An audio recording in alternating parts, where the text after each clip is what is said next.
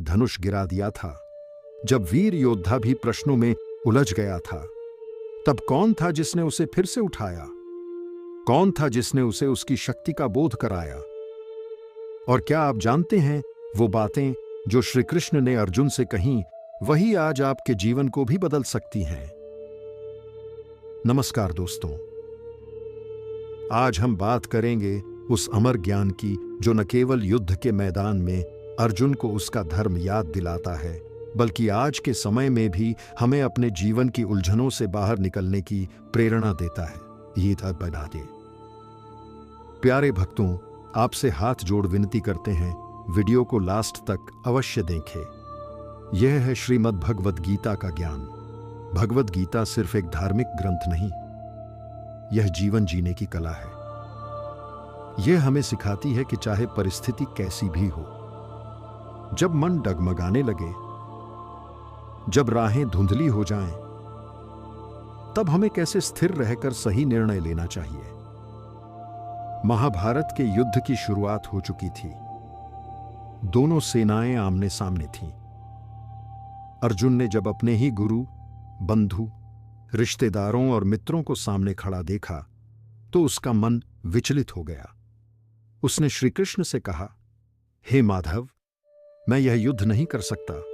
मेरे हाथ कांप रहे हैं, मन भ्रमित है और आंखों से आंसू बह रहे हैं।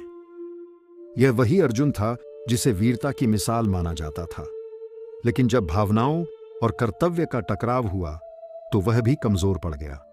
श्री कृष्ण मुस्कुराए और बोले, कर्म करो, फल की चिंता मत करो। यही है गीता का मूल मंत्र। कृष्ण ने कहा, हे अर्जुन, तू सिर्फ अपने कर्तव्य को पहचान और उसे पूरे मन से कर।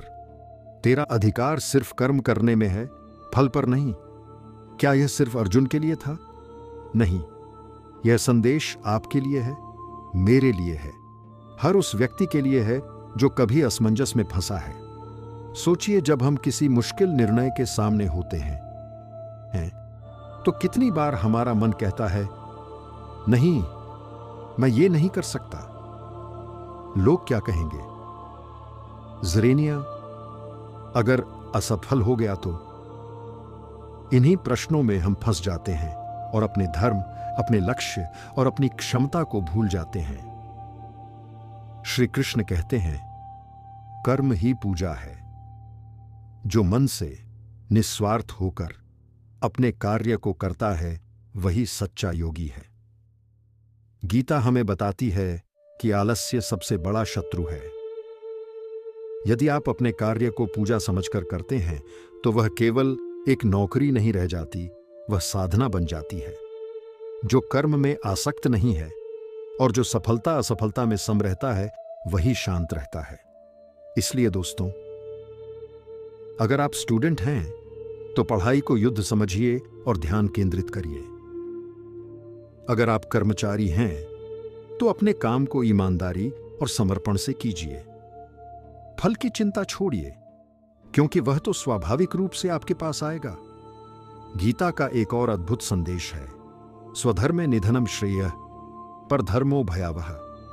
अर्थात अपने धर्म में मृत्यु भी कल्याणकारी है और दूसरे के धर्म में सफलता भी विनाशक हो सकती है। यानी जीवन में वही करिए जो आपका वास्तविक कार्य है, जो आपके स्वभाव के अनुरूप है। दूसरों की नकल करने की बजाय अपनी विशेषता को पहचानिए।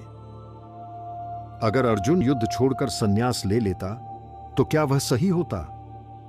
नहीं, क्योंकि वह उसका धर्म नहीं था। उसका धर्म था रक्षा करना, अन्याय के विरुद्ध खड़ा होना। श्री कृष्ण कहते हैं, योगस्थः कुरु कर्माणि संगम त्यक्त्वा धनंजय। योग में स्थित होकर कर्म कर और आसक्ति को त्याग दे।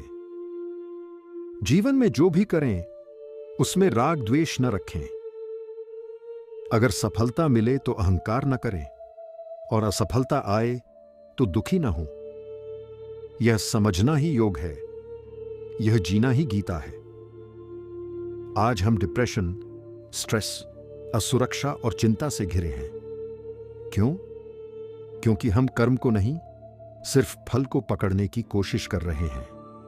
गीता कहती है, मनुष्य स्वयं ही अपना मित्र है और स्वयं ही अपना शत्रु। तो सबसे पहले अपने मन को जीतिए। जो मन को नियंत्रित कर ले वह संसार को जीत लेता है। अर्जुन ने युद्ध से इनकार करते हुए कहा था, मैं इन प्रियजनों को मरते नहीं देख सकता। दोस्तों, गीता सिर्फ एक युद्धकालीन संवाद नहीं है, यह जीवन का महासंवाद है। यह हमें सिखाती है, असफलता से डरना नहीं है, अपने कार्य को पूजा समझना है, अपने मन को स्थिर करना है, अपनी पहचान को समझना है और सबसे बड़ी बात खुद को जानना है। तो चलिए आज से हम भी अपने भीतर के अर्जुन को जगाएं और श्री कृष्ण के गीता ज्ञान से अपने जीवन को सार्थक बनाएं। जय श्री कृष्ण। अगर आपको ये वीडियो स्क्रिप्ट पसंद आई हो तो कमेंट में हरि ओम जरूर लिखिए और अपने दोस्तों के साथ साझा करिए ताकि हर किसी तक गीता का ये दिव्य संदेश पहुंचे।